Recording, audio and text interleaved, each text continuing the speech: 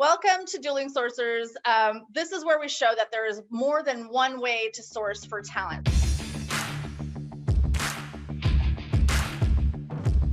Today joining me, and I'm Stacey Broadwell, is Mark Tortorici. Welcome to the show, Mark. Yes, hello everyone. Glad to be here. Thank you, Stacey, for having me. I announced that you were going to be on the show a week ago, or 2 weeks ago. And then I've been getting all these emails that, oh my gosh, Mark Tortorici changed my life. And he's the reason why I'm the sorcerer I am today. And I'm just like, no pressure on me to duel Mark Tortorici, the man who changed lives. But yeah, but they didn't say change the life for better or worse. So we should have delved deeper into that. Yeah, maybe. Changed it how? Was it with karaoke after the show? I mean, exactly. So this show we're going to go take two strategies to source for talent, and we're going to look at two roles. So Mark, before we get into that, tell us a little bit about your background and how you got into sourcing and what you're doing now. Yes, well, I came to this planet. So I've been in sourcing for a while, and I've been training sources and recruiters for a longer while, and basically, I've been teaching sources and recruiters how to find people online, how to create search strings from technical recs, and been doing that for many years, since the 90s. Been doing that for different companies, different corporate staffing groups, and staffing agencies. I've worked actually in staffing agencies as well. I used to manage a sourcing and recruiting team. I've done individual contract sourcing and recruiting, and now I do training. Have my own training company, which is Transform Talent Acquisition. And and when I have a free 15-second slice in the day, I might actually play some music and record, but that's about it. Halfway through the show? Halfway through the show, exactly. I'll bust out my ukulele or my guitar or something. Okay, well, welcome. So we'll go ahead and get started. Mark, we picked a couple roles. Tell us about what we're going to source for today. Yes, so we have two roles, two paths to uncertain doom here. No. We have two roles. One is a technical role, and one is a non-tech role, both from the same company. So the company is Target. I picked Target just because they have, obviously have a good balance of both, right? They have their technical side for supporting the website, supporting the e-commerce aspect of the website application, and then you have the obviously the warehouse stuff. So I picked two roles, and we're going to just take a look at different approaches to working those roles.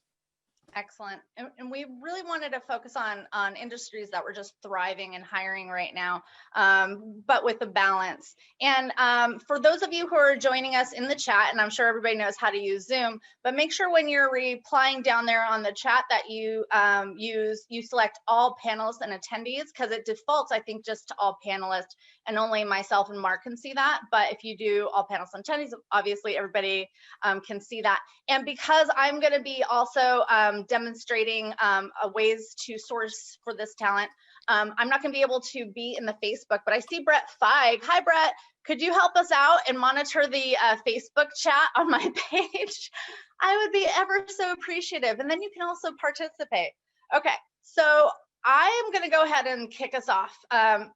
I think that one of the things that we've never really talked about on this show and on the sourcing show, while we dive into different resources and tools, we never taken a step back and talked about when you first meet with your hiring manager or a company, and that is creating a market map. And so that's what I'm going to do for us really quick. It's going to take about 10 minutes because I'm going to blow through it really quickly, but I'm going to show you the template that I actually use and I've been using for the last 10 years for my woo, Robert Half alumni. Anyway, I've been using for the last 10 years, and it's just going to pull in data and information to encapsulate the company that you're going to be working with. And I think this is imperative in a couple ways. One, it's going to help your, the hiring manager know that you understand the snapshot of the company, which they already do, but also it's going to show them competitively where their opportunities are, and also be able to assess the entire pool of candidates that are available out there.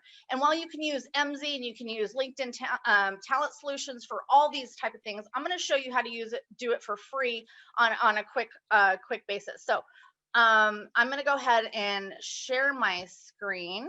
So this is basically an outline, and I have my sister's a millennial, and she always tells me I should stop showing people outlines and I should be using more visual aids, but that's okay. I think you get the gist, and I'm not going to load this down with a lot of graphs and stuff. I'll leave that to you.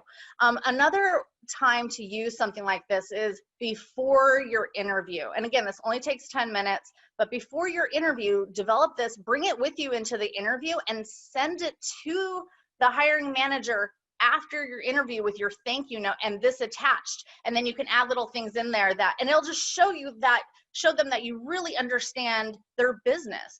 Okay, so this is a market analysis. I have it up at the top in the header.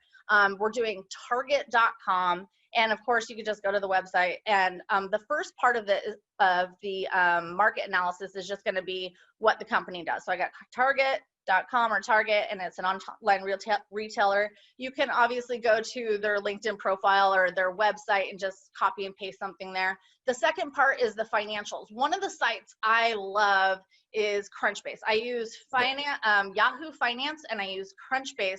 Those are my two favorite go-tos for when I'm getting financials or any industry-specific news or articles about a company. So I took this from Crunchbase. Let's see if I can take you. And I'm just gonna assume that you guys haven't seen some of these sites, so I'll just show you.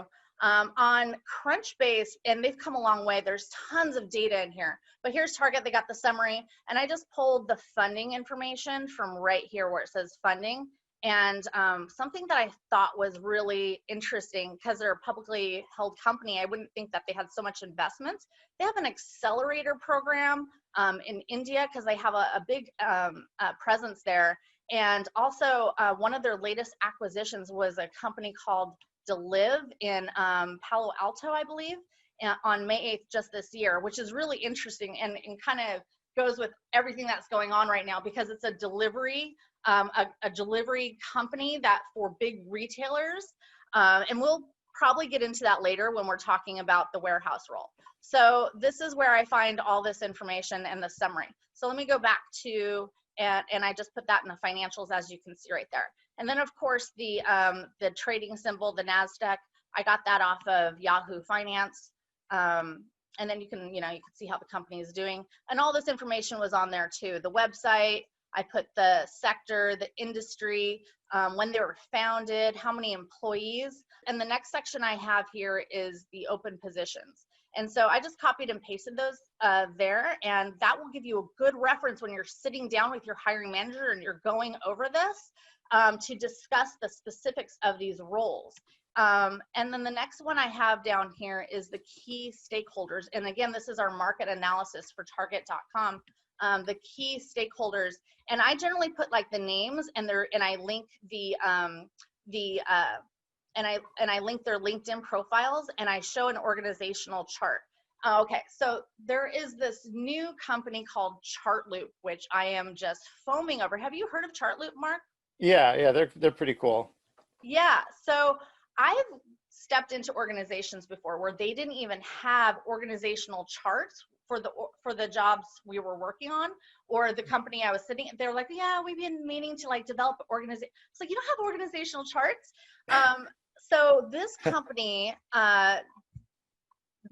you put in the company website, and it develops an organizational chart.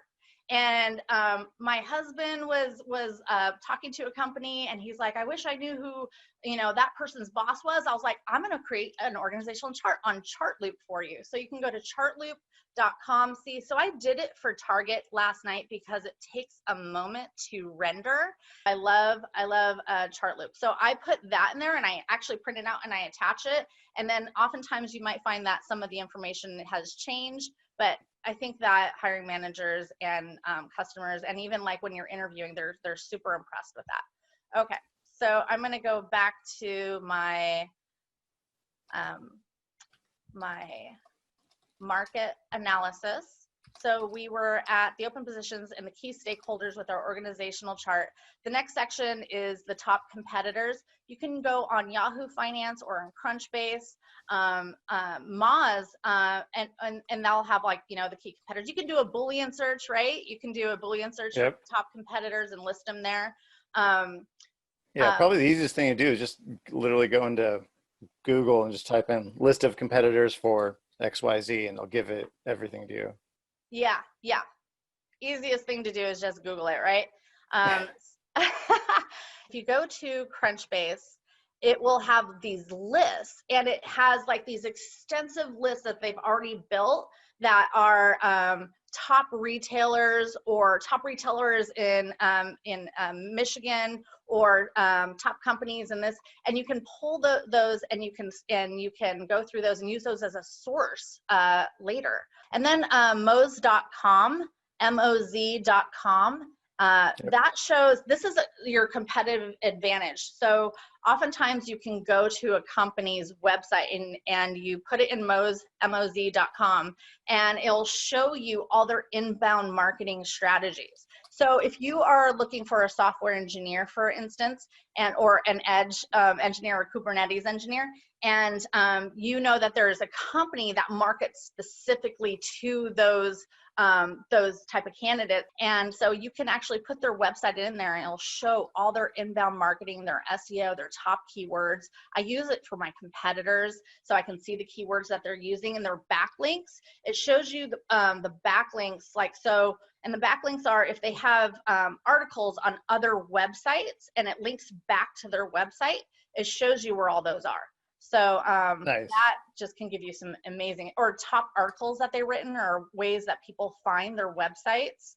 You know what the top, the top in the recruiting industry, the top asked question is, how do you develop a recruiting dashboard? That's like the top question. Right. Isn't that funny? Or, that is funny. Yeah. Okay, so those were the lists, and I put one of them there, and that's the retail public companies that I got off of Crunchbase. Next, you could also get on Crunchbase is events and conferences, and I think one of the biggest resources that we go through, or sources for candidates, is events and conferences. And then I'm sure, you know, we'll go into that a little bit later when we actually source for this, but again, we're just doing the market analysis. And then of course, diversity groups that were in that area, or if it's geographically located, or if it's in a for a specific, if it's engineering or if it's finance or marketing. I mean, there's Queer Tech Club. Shout out to Sarah Goldberg, love that club. And Black Engineers, Women in Data. Hey, that's one of mine. And and then of course the tech stack and skills. If you go to builtwith.com and you put in a company's website, it will show you their entire tech stack. Yeah. Like everything that they're working with. Probably not everything, but most things. And I mean, it'll give you a pretty, I did it for Target, and it showed that Target had 55 technology products and 112 technologies for its website, and it listed all of them. So I was like, oh, that's pretty cool information. So yeah. last, Unfortunately, with a company like that size, like you end up actually, because there's like all these different systems, some of them legacy and some of them new, and then the teams are so different, you basically end up with like a lot of different tech stacks like throughout the entire organization. Yeah. And determining which ones that they are actually using, you would have to go to the job descriptions and even if you go to the job description, they list every single language and every single like thing that you would actually do if you were an engineer, and you're like, okay, well, this isn't really the job. You'd have to kind of read between the lines of the job and all that stuff. Yeah, definitely. The last piece, then I'm going to jump to Mark, and we're going to dive into sourcing, is the candidate market analysis. And like I mentioned earlier, you can get really good snapshots geographically. You can use MZ, LinkedIn Talent Solutions, Gartner, Talent Neuron. I mean, those are all really great, expensive, but for free. And I think back in the old days, back in the olden days. Mark, have you looked at the BLS.gov? I have. I have. Yeah, I have. mean, There's free information there. It's like awesome. you will get, if you're into data and graphs, I mean, so the BLS and then also like Department of Labor, like all these government sites, like it's like a bunch of data that's done for you, research data, and it has to be kept up to date. So if you go to the BLS, they just have all these beautiful graphs that you can almost get lost in, because you're just like, whoa, who would ever thought to analyze that?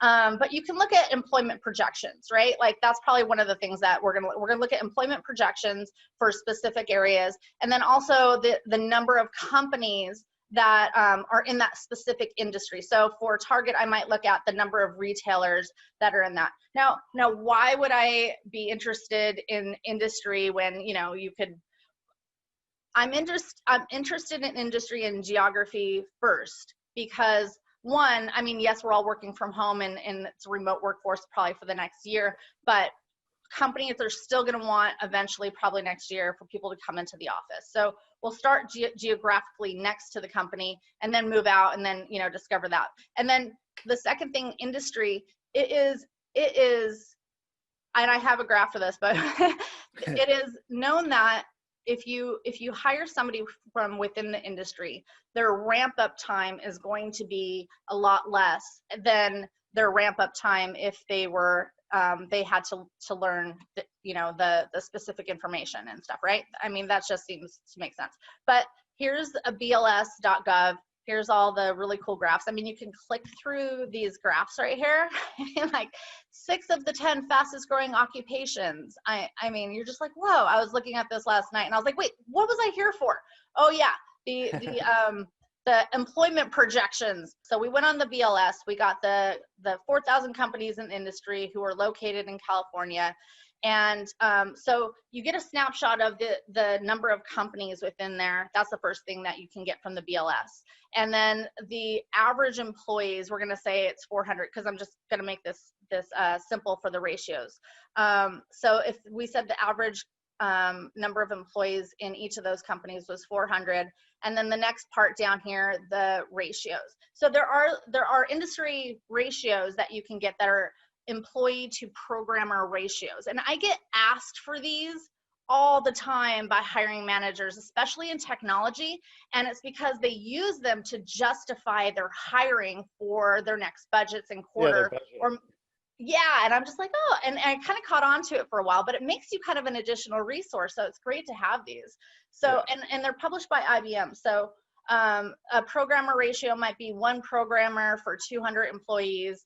So what that means then is if you have 200 employees and there's 1 programmer, and this is obviously depends on the maturity of the company and what technologies that they're using, so they're going to vary, but this is just like the general ratio, right? So so if we have 4,000 companies and there's 2 programmers, we're saying that there's about a pool of 8,000 programmers available, obviously eliminating all the people who won't relocate and that sort of thing. And then we looked at the BLS for the increase of the projections for employment for software engineers, and we had that.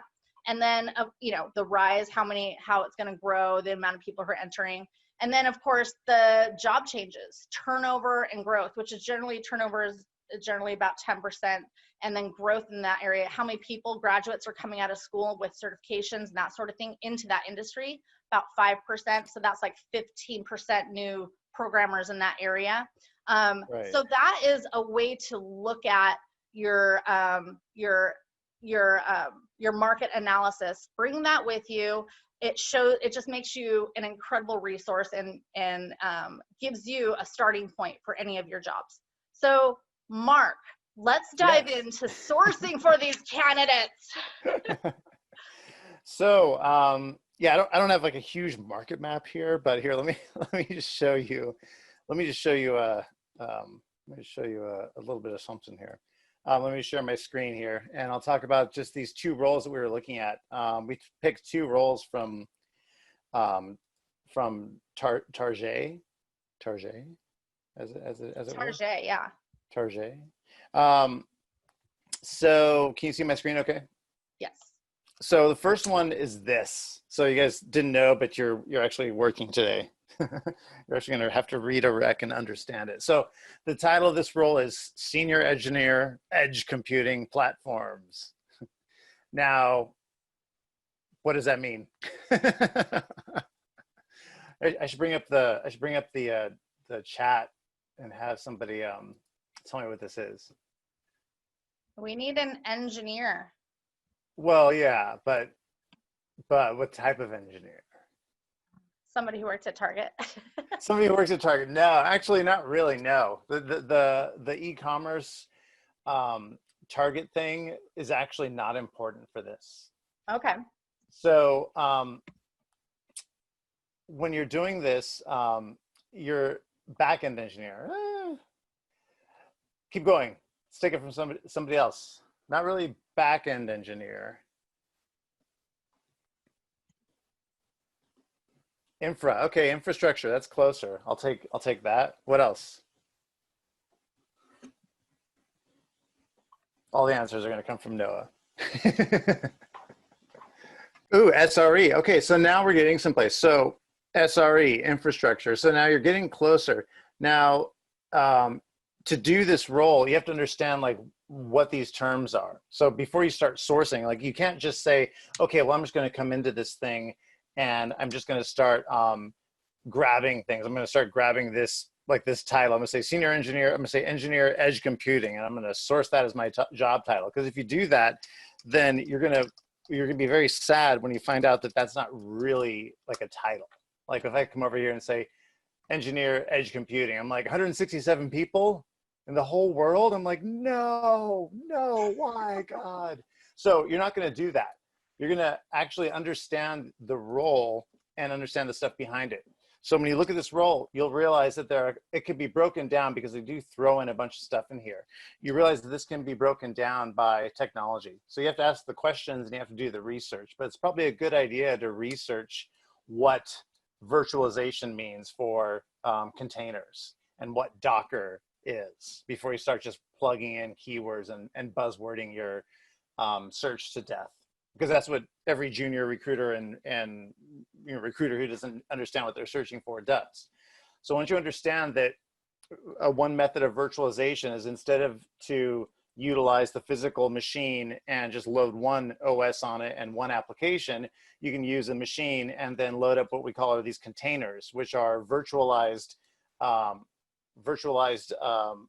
hosts of where you can place different applications, and they don't even have to be full-fledged operating systems. You have an app that's specific to what you want to run. Maybe that app is the Target.com app, the e-commerce app, maybe it's something else.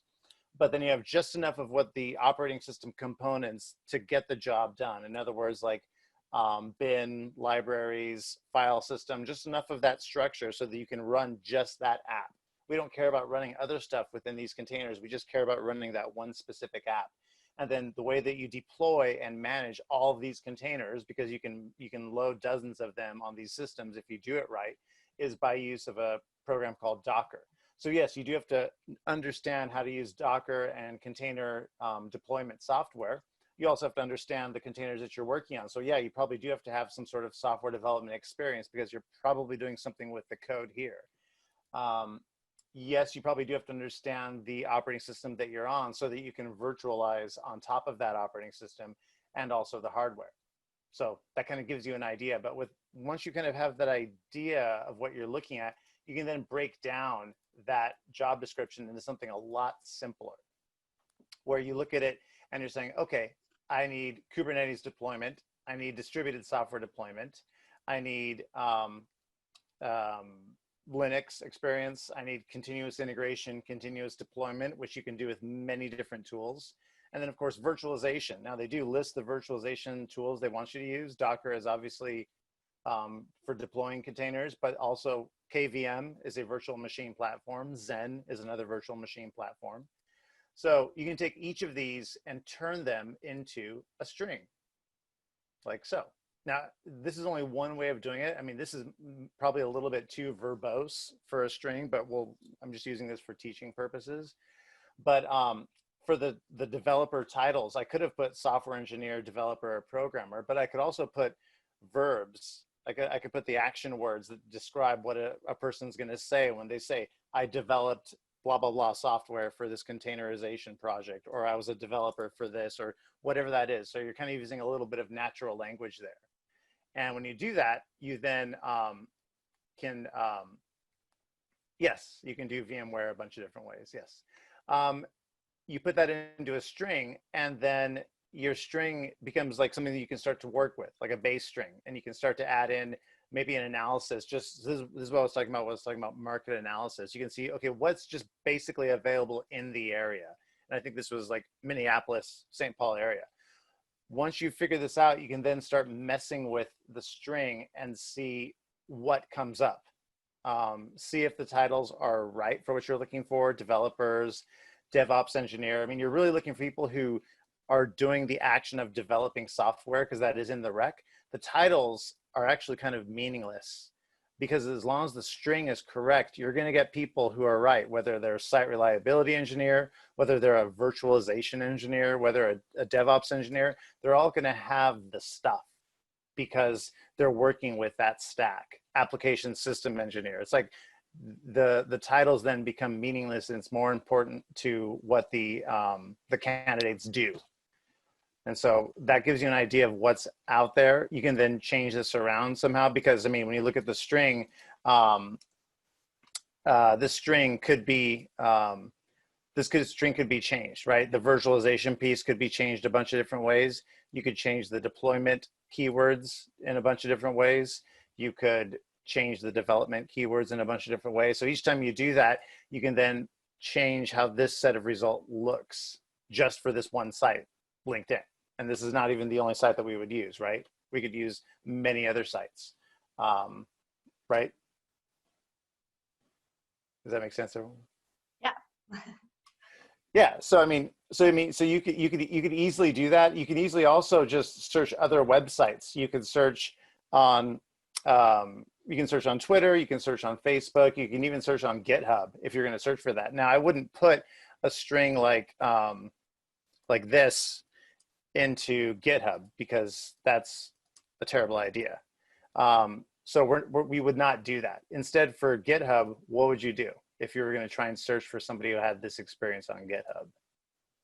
I guess the first question is, could you search for somebody who had this experience on GitHub? I'm gonna let either Brett or or Noah answer. Oh, nope. Yeah, you could do geographically by state, but the way that LinkedIn works is LinkedIn works better with these phrases that they use here, these geographic phrases. Now you could just put a state, but you'll be better off, especially with the size of the states, you'd be better off putting the phrase that people use. You could also put Minneapolis, Minnesota, and you might get different results that way. In other words, I could take this string and I could copy it, and instead of doing, I could do that. And I could say, give me the people who just say Minneapolis, Minnesota, like that. And so when you run that, you're going to get a different set of results than that first set. Now, some of them may not be there, but look at that.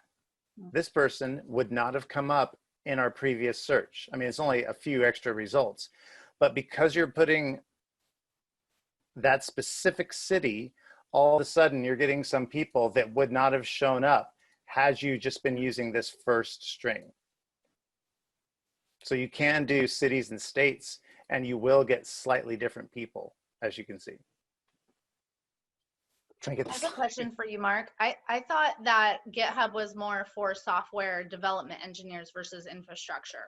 Would that be a good resource? Are you in for it? Okay, here. So let's do this. Let's do a GitHub string. So if you're going to do a GitHub string, that came from the crowd. Somebody else asked that. Okay. So when you're looking on GitHub, think about it. If you're a developer and you're doing some software development, but you're also doing like administration, deployment of containers, if you're doing that, you are still doing some level of like software development, scripting, and other stuff related to what a pure software engineer does. So it's not like we're totally off base here. The only thing is you're not going to put like verbs in here. You're not going to put like operating systems. You're going to dumb the string down very specifically. I'm going to show you how to dumb it down. You're just going to focus on the core part of what the you're going to focus on the core part of what this rec is about. So no verbs, no job titles, because there are no job titles, none of this garbage. Maybe not even like, I don't know, maybe not even like the virtualization stuff. I mean, maybe, I don't know. But I mean, I would actually focus on like Kubernetes. I would focus on Docker or even like deployment. I mean, maybe I'll put Kubernetes or Docker or containers or containerization, right? You're putting in all of that stuff. And put orchestration. Has anyone ever heard of that before? No? Orchestration, container orchestration. Okay, so you could do that, and that's going to capture that Kubernetes piece. Then the virtualization stuff that's up to you, but the location is key. So you're not going to see any of this in the location. If you're lucky, you will get just a city or a state or even the abbreviated state. Or St. Paul, no area. So you would do something like that. Or even like just, Minneapolis is, Minnesota is MN, is that right? Don't make me look it up. I think so. Okay, so this is what you would get.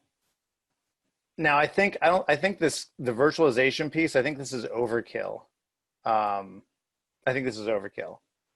So maybe I'll run it without it, but that's what I would do. And let me take this off.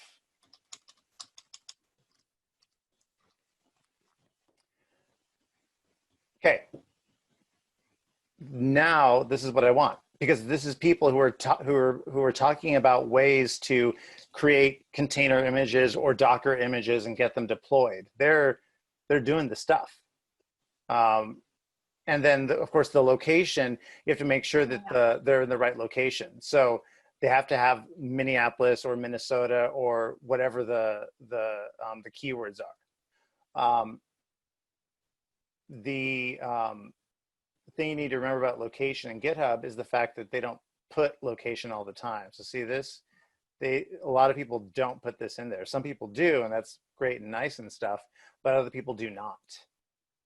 So once you get to a profile, well, then you can read the other stuff that they're doing in the profile and decide, okay, well, is this person doing what I want them to do? Should I cross-reference them on their own website, or should I cross-reference them on LinkedIn? I mean, the choices are up to you, but I mean, you can easily cross-reference them and see what they're doing on LinkedIn, or you could click on their own website and then go from there. Software engineer, this is the right one. So cross-referencing is easy. Getting their contact information is easy. Yeah. Okay. Personal websites are always awesome.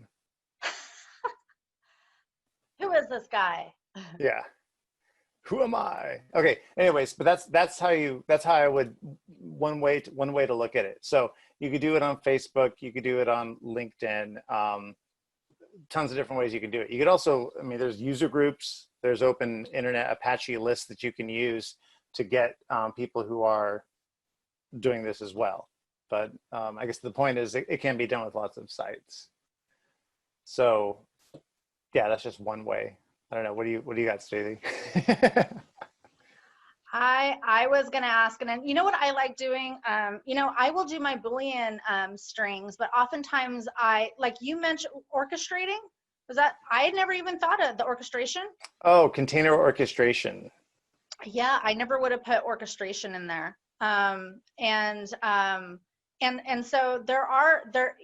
to combat this site, and you're going to hate this, Mark, but there are Boolean string creators, right? Where it will create this string, I mean, Johnny Campbell's site, social There, talent. there are, but you still got to quality check those.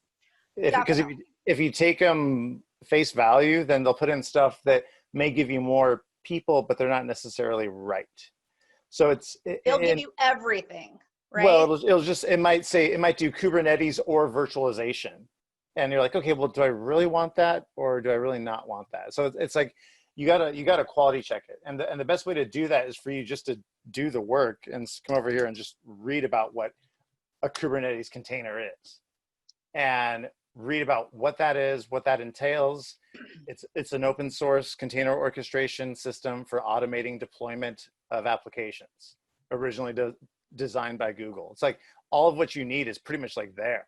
And from there, you can start to piece together the words and use them as puzzles in your strings. And so you also read about what is container. Well, a container is similar to a virtual machine, but they have less of a full-blown operating system and more of just the basic software libraries in order to run that particular application. So again, within just the first two looks here, I kind of know now what I'm looking for. One of the things I also like to do, we mentioned this earlier in the show, is talk to an engineer, maybe somebody who's actually worked at the company. So I actually have an engineer who worked at Target. He's on the call. He's in the chat. Aaron, if he's paying attention, I promoted you to a panelist. I want to bring you on real quick and ask you, because he's actually I think he's in Minneapolis. He was at Target. He actually, you know, those red cards? Yeah. He helped build those and develop those. Hey, Aaron. Hey, guys. Hey, Aaron, how's it going? Hold on, I had a goofy background here for a second. Oh, no, it's a good background. It's a good background. It's a great background. Yeah. Let me just turn that off. So I wanted to ask you about the Kubernetes, because that's one of the things I think you should do. Get up out of your chair, walk around, and go talk to one of the software engineers who works at the company, right? So Aaron, what do you think about this role and where to find these talented people? Yeah, so one thing I was just going to add that that I think would be kind of a thing that would help a lot is if you looked at those technologies, you'll notice Kubernetes and Docker, they're all written in this programming language called Go. Yeah. And what they might be looking for is somebody to work on that, write plugins for it. So if you could narrow your search to Go programmers, that would probably help a lot, because first, there aren't a lot of them. And second, those people are going to be interested in that specific kind of role. Yeah, so do like a Go or Golang type search. Yeah, it's hard to search for that programming language, though. Yeah, it is, because you have like Go everywhere. I mean, it's but those infrastructure tools in particular are written in that language. But yeah, I think what they're looking for is somebody that's working on the platform that does the computing locally inside of those stores. So if you think about, you know, what edge means is, and it's weird to have in a job title. Like, I agree, that's a strange job title. It's a weird job title. Yeah, it's kind of like a misnomer there, because they're just looking for a software engineer, I think. Yeah. And they're looking for a software engineer to do the automation work, but maybe it doesn't actually matter how much they know some of those tools, more that they can program against them. And the edge thing just means, I mean, everybody who's watching Netflix or something, they're going through edge servers. So that's like the idea of having local data centers somewhere in a region close by, so that your streaming goes faster because they have that data cache locally. And that's exactly what they're looking for, is somebody to deal with all those kind of programs that are going to run inside the store. And so you're going to have things like all of the automation around dealing with telling if something's down or deploying it across a bunch of different things. So people that are interested in that kind of stuff are going to be like fairly unique compared to application developers. Yeah, they're gonna have more of the like a slight DevOps or slight Yeah. Hey, Aaron, question for you. When you're going to upskill, or if maybe somebody using Go languages was going to upskill, would they look at YouTube videos and follow those or subscribe to those? Because I found, like, if you go to YouTube and you look at some of those videos, you can see the people who are commenting and the subscribers, and you can oftentimes find out who those people are, and they're developers, right? Yeah. So I'd say people are going to buy courses. They're going to buy like Udemy courses or that kind of thing, or they're going to find some expert and buy the courses. They're going to buy the books, and they're going to start going to meetups. And you'll probably be able to find a Kubernetes meetup in Minneapolis. Yeah. Or a Go programming language meetup, or a Docker or something like that meetup. And those are going to be like really good people to go after too. Okay. Yeah, I'm looking at one right now. Yeah. Thank you so much, Aaron. Hey, you want to hang out for our next role? Should we go to our next role? Yeah, we should go to our next role. Wait, before we run out of time here, huh? Yeah. All right. So, because we got like 10 more minutes, something like that. Right. What's our next role? It was a warehouse operations. Yeah, do you want me to put it up on the screen here? Yes, I have some great ideas about this. Okay, let me share my You tell us what the role is there, Mark. So here you go. It's as exciting as it gets. Warehouse worker. You got to lift, you got to move stuff, you got to use warehouse equipment, and you may have to work in like a freezer controlled environment. And it doesn't pay much. I think it was like $16. Yeah, I mean, basically they need bodies, not to fill up the freezer, but to work the warehouse. So, really, the only thing that matters here is location and if they're willing to do the job. That's really all that matters. So this is like a totally different search than what we were just looking at. Okay.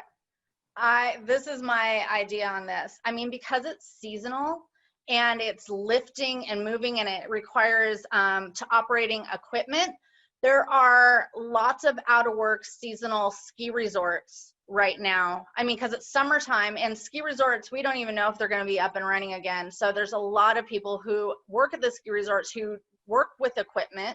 And I used to be a professional snowboarder, so I want to help out my friends in the industry, right? Like I would go on Facebook and I would look at the groups, the ski and snowboard groups, or in that area for the resorts or the ski towns, and I would post them there or contact, reach out to the people that work at those resorts. That's what I would initially do, because also, I mean, the freezing temperatures, I mean, ski resorts, we're used to winter. So so it's funny you said Facebook, because I threw in a Facebook search. So, and you said also, why not have them do the job? Why not increase the odds of people who are going to do the job? So this is what I had done on Facebook. So in Facebook, you do the basics of what you need to get profiles on Google. And then the rest of it is titles that they might be called. It could be a warehouse worker. It could be a stock worker in a warehouse. It could be a warehouse associate. Could be anything. And then you figure out the location. The location was Galesburg. And so you've got to figure out, well, what does that mean? Well, you just go to Google Maps and then pull out, the zoom here and say, okay, well, how far would a sane person drive or take the bus in order to work there? Okay, well, I can include Battle Creek. I can include Kalamazoo. And you basically form your string after that. And once you have your string, then you can take that and run it and verify the results. People who are a warehouse worker in Coca-Cola, people who are a warehouse worker who worked at Target, but they don't work at Target right now. People, warehouse workers. So it's like you verify the stuff, right? So now I have all these people. I can either scrape this entire list if I want, or I could source one by one if I feel like it. What do you like to use for? Do you use Instant Data Scraper? What do you like to use? I use data. I prefer to use Data Miner. But like here is, hopefully this is not a questionable profile here. because Not sometimes to like us. sometimes you click on these profiles and then it's like they're like they double as like a something else. Anyways, but this is what we would want to use. We want to use something like this. You could use tools that to also help find contact information, right? There are cool tools like Signal Hire, which work pretty well on Facebook. Yeah. Or if you wanted to, you could get all of them and then do your data enrichment afterwards. So if I wanted to, I could just grab all these people here with Data Miner. And for Google results, there's public recipes already done for you. You don't even have to form your own like recipes. There's one here called X-Ray Google LinkedIn 2018. Even though it says for LinkedIn, it works well for all results. And so you run that. And look at that. Now I have like the name separated nicely. I don't know why they have email because there's no emails here that you can use, but that's fine. And then the URL, and then the snippet, the snippet that describes the person's name. And I can also do pagination and just get the rest of the pages, which probably won't be that much. And then once I'm done, I can just download the entire list, and then I can do my stuff. I like those recipes. Those are just pre-made in there. They're pre-made, yeah. And even if one is not made that you need here, you can always ask one of your fellow sourcers to see if they'll give you theirs. Mm-hmm. They don't let you make ones for Facebook anymore because of terms of service. But once you download, but you can share recipes amongst yourself. So I have created some for Facebook. But once you have this information, you can put it into a spreadsheet. You can put it into a Google Doc. And then you can slice and dice this data any way you want. See how this summary is separating things out? Like it separates like titles, it separates things like the location, the company. You could easily do some Excel scripts to filter out this data into multiple columns so that you have like location, you have title, you have dates, and then you have a real set of data to work with. What's the profile URL? Is that Facebook or LinkedIn? That's just the Facebook profile. Oh, okay. Yeah. And so with Signal Hire, by the way, I could take this whole list. If I had the paid version of Signal Hire, I could take this whole list of URLs and import it into their application, and then they would look for all the emails for all of those profiles. So that's also cool. Can you message them with that? It would just scrape their emails. No, once you have the emails, then I would just email them. I wouldn't bother messaging them on Facebook because they may not get it. It goes into like the other folder. So, okay. Yeah. With Duck Soup, you can do that on, if you had the LinkedIn profile URLs, you can pop that in. Yeah, with LinkedIn profile, that's different because you can do that and it works great. But with Facebook profiles, less of these people finding tools work. Less of them work well on Facebook. So only a few of them do well. It's easy to make an email finding tool work with LinkedIn just because LinkedIn is so heavily used and because of the amount of stuff that people connect to it, but people connect less stuff to Facebook. And so it's harder to make that work for Facebook finding emails and stuff.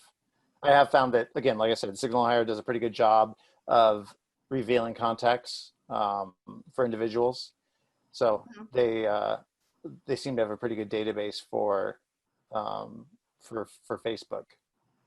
But also, I guess I should look at the chat to see what other people say about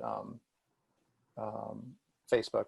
But also, Signal Hire will also sometimes find phone numbers as well as emails. So pretty cool. If you are looking to send your specific job ad, if you go on Facebook, or even if you have emails, right? If you have a list of emails, you can actually pop them into business, Facebook business, if you're looking to do advertisement or programmatic ads. And I don't know if you use Facebook business or not, or you do ads. I do for the conference and for jobs, but you can pop in all the emails, like a whole list of emails, and it will actually target those profiles. And you can do lookalikes. You can make it geographically, like you set all these parameters, and it'll send them your amazing ad, and you could put a little click, and it's all, the whole power of advertising, right? Which is how Facebook makes their money, advertising to you. That's right. That's right. When I would play a gig with my band, I would like select everybody in the area and then like bombard them with ads for the show. So we got 3 more minutes. We're gonna wrap up the show, but before I do, wait, I asked Aaron here, do you play an instrument at all, Aaron? I don't play any instruments. I only ask because software engineers they're always like musically inclined for some reason. Okay, so here's my second question, Aaron. Do you now want to be a sourcer? Sometimes it seems like it would be like kind of more exciting than programming sometimes. There's always like that hunt you're doing. The hunt is cool. Sometimes though, you don't get to work on like the super like, sexy positions. It's like roles that you've like done so many times, or it's like a role that you just don't want to do, but you have to do it. There's also, there's bad to every job, I think is what it is. Yeah. Yeah. I mean, I like the search. I like the search aspect of it. I like the problem solving of it. I like that aspect of it a lot. So it's always, whenever you get a new rec or a client company, they always have a new set of problems, and you figure out ways to make them work. So I like, that's what's cool about it, I think. Are you gonna play us out, Mark? Are you gonna play a little guitar or something? I mean, we need a little out music. Just saying. Hold on 1 second. While Mark's doing that, Aaron Decker has a site called iteachrecruiters.com, right? .com. Yep. Where he shows you the entire software development lifecycle. So it's specifically for recruiters who are looking to go from generalist to tech recruiting, or you just want to brush up on your tech recruiting. It's not much. I think it's very minimal amount to take a course on software development, the entire lifecycle, to help you as a recruiter. And yeah, I have a free course up there. I have a blog. I have some tools that kind of explain what keywords are and that kind of stuff. Yeah, it's good. I've looked at it. It's pretty good. Yeah. Cool, He's done webinars with me. We did a class together. I mean, it's so instrumental. We also have we created an infographic showing the entire, well, actually, Aaron, I created this infographic. So if anybody wants that, I'll put the link in and send it to everybody. And it's an infographic that just shows the entire software development lifecycle. If anybody wants to get hold of you, Aaron, how could they do that? They can just go to the website and use the contact form or the email on there. And Mark, before we go, if anybody wants to get hold of you, where can they do that? I mean, you can go to my website and use the contact form, or you can, message me on LinkedIn. I will try to respond. Okay. Thank you, everybody, for joining us for Dueling Sourcers. We'll be back here every Tuesday at 9 a.m. And on Wednesdays, we have Talent Analytics. Tomorrow, we're talking about how to build a talent analytics, talent intelligence team from the very beginning. And we're joined by James Brown, who's head of talent intelligence for Amazon. It's going to be nice. I can't wait, right? It's just the perfect follow-up. Find all the information on techrecruit.io. We'll see everybody next week. Nice. Bye, everyone. Should I sing? Should you? Yeah, what are you going to sing here? Is it getting better? Since we're talking about Edge. No, I shouldn't sing. Just play. Thanks for having me, guys. Yeah.